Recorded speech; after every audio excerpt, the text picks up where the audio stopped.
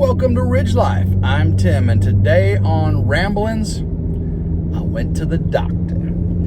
It's been a month coming. You guys know I blew my knee out coming back from vacation at the beginning of the year.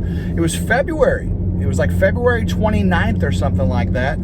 Just came back from Niagara Falls and New York and all that. Visiting family, going to, just vacation with Jin. And Jin and I were out checking trail cameras and all that on the ATVs. And I stepped off my four-wheeler with Jin on the back. The speed limit is 55 miles per hour. Thank you, Sonia. Appreciate that. Sonia she wouldn't let me vote yesterday, but she's telling me to slow down because there's speed limits and stuff. Thank you, Sonia. I gotta be nice to her, otherwise she won't let me go to work tomorrow. Did y'all see yesterday's rambling? That's right. Yeah, Jin and I were on the ATV, and I stepped off in an awkward way, and my right knee buckled under me and tore my ACL completely off of my bones, severed it completely, and I also damaged my lateral meniscus. Had to have surgery. They replaced my ACL with a cadaver's ACL. That's called an allograft. And they also did lateral meniscus ectomy, where they took out part of my lateral meniscus that was shredded out there. And the healing process was long and tough. Physical therapy and way longer than I thought. The doctor said it's a 7-month journey to get functional. And he said it's a 1-year journey to get back to maybe where you started. Well, guys, I'm at 7 months, and he was right on the money. At 5 months, I was good. I was good. I was getting around. I was doing physical therapy, elliptical machines, and stuff like that. But I still couldn't do a lot of lateral things. Still can't do a lot of lateral things. But the difference between 5 months and 7 months, I'm at 7 months now, and I went to my follow-up today with the doctor, and he looked at, the last 2 times I went to the doctor, he had to give me cortisone shots in my knee, 2 different IT band on one side and the interior flexor on the inside. But today, no cortisone shots. I squatted for him, one-legged and everything. He said, looks really good. And guys, check this out. Boom, return to work. I got my return to work sheet. That's right. I get to go back to work. I'm tired of not making no money. Oh my goodness, it hurts. Jin texted me yesterday. I told her about it. I'll tell you all too. She said, do you need some money? I said, no, I don't need no money. Goodness gracious. Well, thanks for asking, but I don't need no money. It cost me, guys. It cost me. I went and voted yesterday. You guys saw that. And Sonia here decided was going to try to keep me from voting. Couldn't start.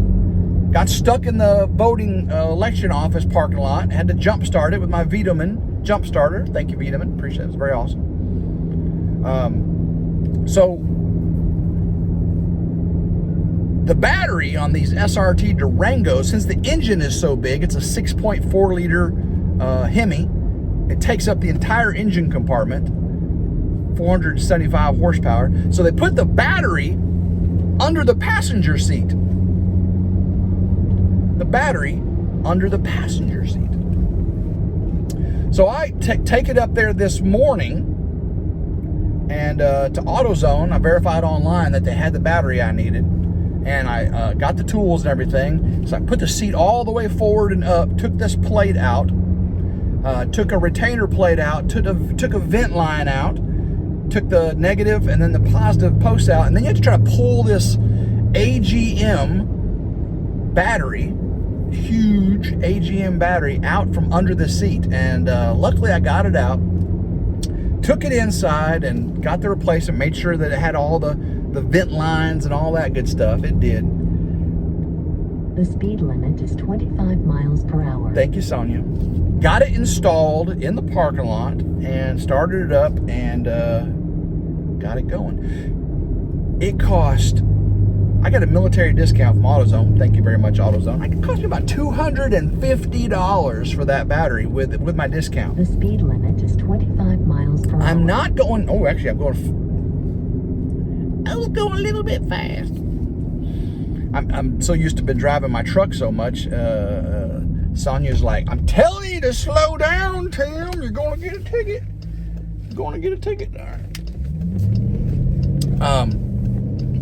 $250. Now, yesterday, after voting, got home and I had to take Nero, my Cane Corso, my Italian Mastiff, to the vet. And he was limping a little bit, and he's been losing his hair. He's got all kinds of growths, lipomas, and lesions on him and stuff. He's just an old dog like his daddy. And took him up there and had to wait a long time. And man, everybody was loving on Nero. I mean, every time you take Nero to Lowe's or PetSmart or the dog park, or everybody just loves on Nero. And other dogs don't like him very much because they're intimidated by him, but he's just a big bear, big baby bear, big teddy bear. And so all the girls up there were loving on him. He just had the time of his life till it came to the tests. He had fecal test, blood test. He had like rabies vaccine. He had his 1 year heartworm shot. He had all kinds of other tests. And he is just a trooper. So the ladies come in there to do all these tests, and I'm like, nah, he's fine. Do we have to tie him down? Nah, he's good. I said, do we need men in here to help hold him? I said, nah, he's good. You just pet him. I scratched his butt, and they took his blood and did all that stuff, and they gave him a treat afterwards, and he's like, thank you. Nero's just the best boy. He is just the best dog in the world. He slobbers. He smells. It's just part of being a Mastiff, The speed limit. Everything came back negative. Everything was good on him. Talked to him about his limp and everything, and the vet was like, he's 70 years old. He's geriatric. We give him glucosamine and chondroitin and all that. Actually, my Uncle Sonny's gonna pick some up at Sam's Club. We're out right now of his. We give him prednisone, for some of the other issues he's got with his ears and things. But he said the vet said no, he's really doing very well. He was 118 pounds, which is great for his size, for his age. He used to be like 135. He's actually been like 155 before. That's way too big. But when he was in his prime, he was like 135. Now, as an older man with his joint issues, I try to keep him 110 to 120. So 118's good weight for him. So that was $340. So $340 for the vet visit, $250 for the battery. Went to the doctor today. I had to pay a doctor bill. Owed them $120. That's not bad. And then I got my invoice for my foundation. Yeah, that's right. The foundation work is done. You'll see the final video of that coming up probably Saturday. I've got a solar carport video work coming out, and then I got the finish. I got to finish the editing the final day of the foundation, and it is a doozy, guys. You ain't gonna believe what I'm going through on the foundation right now. It is mind-blowing. I can't even get into it. It's just crazy. But I got the invoice, and I transferred the money to pay that $21,150. That's right. $21,150. Is 30 miles per hour. That was for a 40 by 40, 3-block high conventional foundation with, I believe it was 16 by 16 footer, and then 32. It's 32 wide, like 12 to 16 deep footers, 3-block high cinder block, back patio, front porch columns, back patio, interior columns, and the back patio. Oh my gosh, I can't wait to show you what the back patio looked like. I did something. It was a little bit of I would say a risk, a gamble, but it turned out phenomenal. The members to RidgeLife, I posted a picture for the members to see it, and so far the feedback from them has been, wow. Yeah, that was pretty amazing. Make sure there's not a funeral going on here. There's a hearse go by, but there's not a bunch of cars with lights on it. Otherwise, I'd pull over. So yeah, this cost me. This has been a very costly day. But the good news is, I went to work and I got this. I went to the doctor and got that. So I called work, and they moved me to a different area. I'm not going back right now to the area I was normally a leader in. I'm going to be going to a different area at the same plant where I'll be doing a project. I'll be managing some projects and working with the existing leader on development. He's doing an interim, his first time, so I'll be kind of assisting him a little bit. I'm looking forward to that.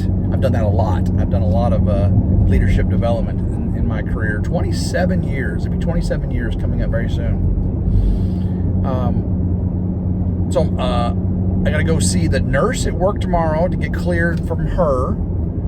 Then I have to go to HR and get cleared from them, and then I'll head over to my old area, get my laptop and some of my work equipment and stuff, and then head over, pick me a new office, a new desk in that area, and get set up over there and start a new journey. You're like, Tim, what about the Ridge? We're coming up on the holiday times, so I should have a lot of time to take vacation and get things done. Hunting, going fishing next weekend with the family fellas. That should be really, really fun. And then, of course, getting the solar carport done. The foundation will be complete as far as this falls goes. Ooh, two big old giant hay bales right here. Look at it, right on the side of the road. Fell off a truck. You see them? Boom. That's dangerous. But hunting, solar carport, solar shed, getting the floor done and starting on framing the wall and doing the wiring, getting all of that done. I got lots of dirt work to do now. I'm going to be doing that as long as it doesn't rain. I'm going to be doing a bunch of dirt work around the foundation. I got to backfill. I got to clean up the inside, backfill. I'm not digging under the footer just yet for the water line and everything. And a lot of you are saying, Tim, what about the electrical? You didn't have access to electrical under the foundation. Electrical's not going under the foundation. Electrical goes up the wall into the outer band and goes through the wood. I'll have a piece of conduit coming up out of the ground. So there'll just be like a 3-foot piece of conduit, and that'll be all you see. I'll have a disconnect. You're gonna have a disconnect on the outside of the house now.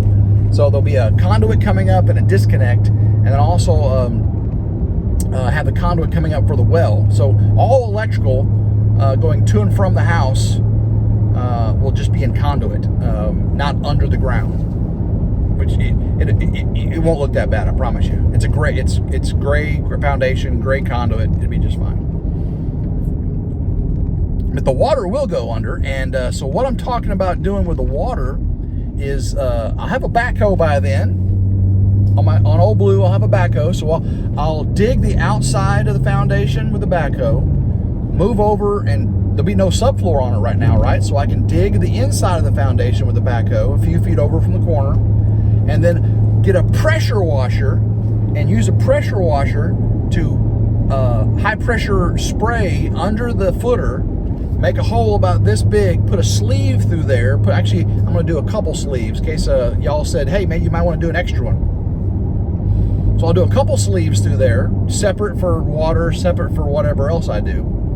And then backfill all that and have those sleeves there protected so they don't get dirt in them and stuff. A lot of you were talking about the footer where I did the septic line cut out. You remember I forgot the septic line. My bad. They concrete sawed into the footer 8 inches all the way across. I talked to my concrete guy today. He said, no, you ain't got to dig under it. You ain't got to do reinforcement. He said that you got solid ground under it. You still have you have an entire rebar mat under where we cut. So there's about 8 inches of concrete and rebar under that little cut where that septic line's going through. He said, you're good. You're good. And then the blocks above it are all tied together with rebar. He said, no. Concrete and rebar. He said, they're good. They're interlaced with concrete. They're functionally interlaced. Plus there's rebar going up the entire length, which will tie also through J-bolts to the house, the subfloor. So, and I've got seismic bands and I've got all these other strapping. So he said, you're good. You don't have to do anything. So for those of you that have been saying, the foundation is going to fail, the foundation guy said, for our area, no. He said, you're sound. You're good. So thank you, Mr. Flanagan, for that input. I appreciate you very, very much. Let me get over here. There's a contracting electrical truck in front of me. So the Ford F-250 is in the shop. I got a call yesterday. I tell you, it cost me. That's the theme of today's video. It cost me. I got called. The F-250 is in the shop. The Beast is in the shop. 65 miles per hour. And thank you, Sonia. And they got the bumper off. They gave me the quote of like $860 for the parts for the bumper to fix the sensors and the scratch and the all the plastic and all that stuff. They said when we took the bumper off, the clips that hold the other side on were broken also, and they're $50 a piece, 4 of them, so $200 more.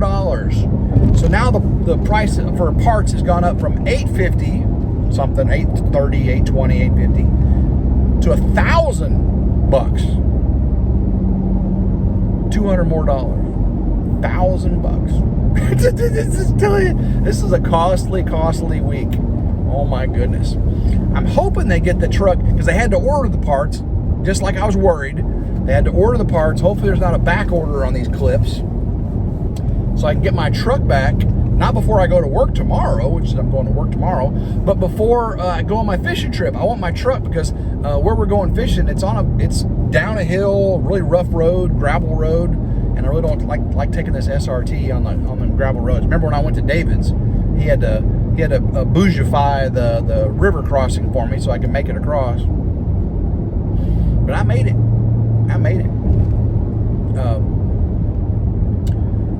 So yeah, the fishing trip's going to be a blast. I just got through talking to Mike from 3 Mississippi just now, right before I got online with you, and talking about what we're going to eat. And David's got a bunch of burgers and dogs that are frozen from the Pops meetup, and he's going to bring those, and we'll probably bring some buns and some side. We were talking. I said, we're dudes. You grill some meat, give me some beer and some chips, man, I'm telling you, that's a party. That's a good meal. I don't need no side. I don't need no potato salad, baked beans, and desserts. That's nice. I'll eat some potato salad, baked beans. I love me some potato salad and baked beans. But I'm telling you, when we go fishing, bologna sandwich for lunch, Black Forest ham for lunch, chips, and a Coke Zero, and then dinner, you grill up some burgers or dogs or bratwurst and give me some chips and a beer, I'm perfectly happy. I mean, I'm way more than happy. I'm tickle pink, if you will. So super excited about that.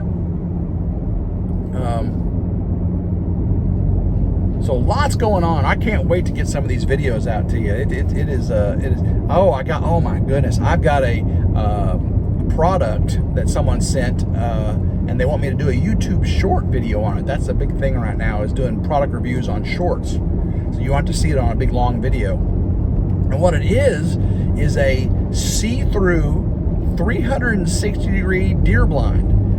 It's a 3 to 4 person deer blind, and you sit down and you can see through it completely, like a one-way mirror. They can't see in and you can see out. You can slide up, stick your bow, rifle through the hole. And I'm super excited about that. Oh my goodness. I've got, so I bought some new hunting chairs to go in it.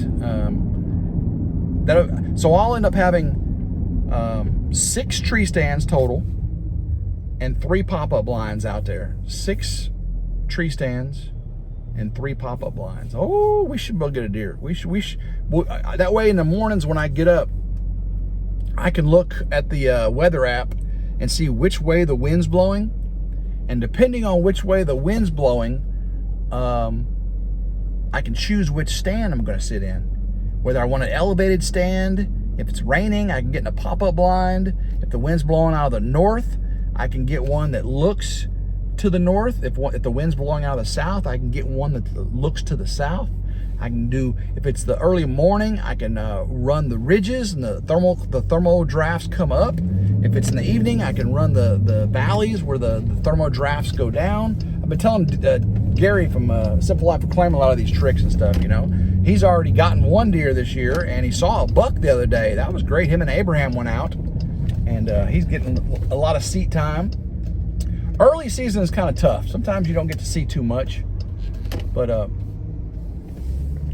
least he's out there seeing deer and seeing nature. That's the king. If you can get out in the woods and see nature and experience it with your kids, oh my goodness, experiencing nature with your kids, that's just amazing. So good. All right, guys. Good news, I got cleared to go back to work. Bad news is I gotta go back to work. Tim don't do that work stuff, you know. It's all right. It's all right. I'm gonna balance work, life, and building on the ridge and stuff, because that's Ridge Life. That's what Ridge Life is about. My life, whether it's with Jin or my kids, or building the barn dominium, or doing the solar off-grid project, or hunting, or trout fishing, going on vacation. It's my life, and hopefully you enjoy me talking to my car, me talking to Elvis, my Belgian Duckle Silky Mixed Rooster, and Nero, and Tater, of course, Grandma Carol, Gavin, granddaughter Adelie, new grandson Jarrett, my son Tyler, my daughter Alyssa, of course Jin, her daughter Lauren, Uncle Sonny, of course all my interactions with the family. Oh my goodness, you get to see a lot of different stuff here on Ridge Life. So make sure you're subscribed. Make sure you hit that notification bell to be notified anytime a new video comes out on any of our channels. So guys, love every single one of you, and until next time, hope everyone has a blessed day. Keep rambling and go Ridge Life. Woo!